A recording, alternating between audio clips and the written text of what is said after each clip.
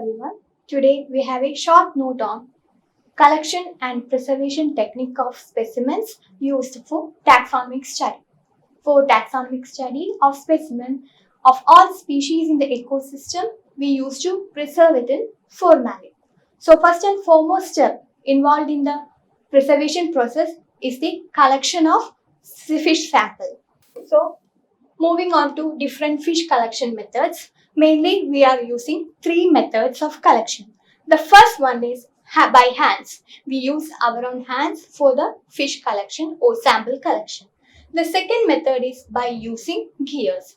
Mainly active gears and passive gears we are using. And third one is by using chemicals. Mainly herbal chemicals are used for the purpose of fish collection for preservation. And gill nets and traps are the good examples for passive gears, and active gears are seine nets, trawl nets, and dip nets.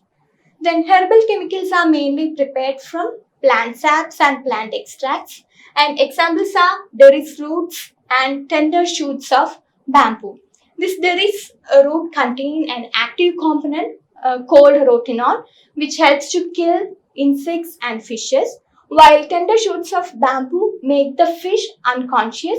Thus it makes the sample or collection of fish species much easier. These are the various techniques or collection methods for fish sampling. Then moving on to preservation, the first step is collection. After collection, the next immediate step to be followed is killing. For immediate killing, we want to drop the live fish in formalin. The formalin is placed and prepared in a bucket, and we have to immediately drop the live fish into a bucket containing formalin and cover the top of the bucket with a muslin cloth so that the fish do not jump out, and leave the bucket undisturbed for 4 to 5 hours until the fish become stiff. And for the purpose of preparing formalin, we use commercial formalin of 37% to 41% of strength, and it acts as a fixative. And this fixative is prepared by mixing up of 8 to or 9 to 10 parts of water with 1 part of formaldehyde solution, and the concentration may vary according to the size of the fish and the amount of fish need to be collected. And for larger fishes, the ratio followed is 8:1, that is 8 parts of water with 1 part of formaldehyde solution. And for smaller fishes, the ratio is 12:1, which means 12 parts of water is mixed with 1 part of formaldehyde solution.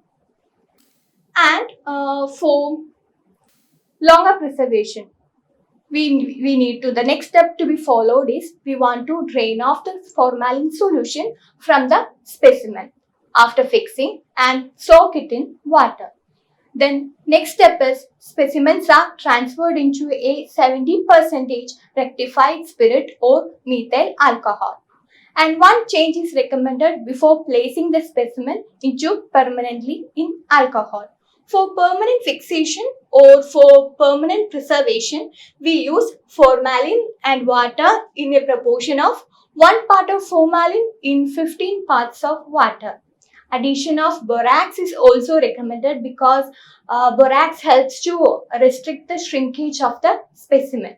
And after that, we used to place it in a wide mouth bottle, because wide mouth bottle is usually preferred and transparent bottle is always preferred, because later on the wide mouth the bottle will help to distort the, if there is any distortion in shape, can be avoided by using this wide mouth bottle during the storage time.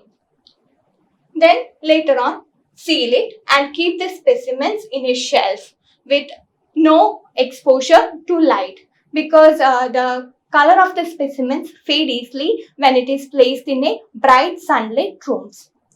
And one thing, important thing to be placed in mind while going for sample collection is that field labels should be correctly marked or correctly mentioned, In the feed labels, the date, the time of collection, the gear employed, the name of the collector, and name should be written properly. And later on, after the correct identification, permanent labels are made and it is sticked onto the bottle in which the fish species are placed.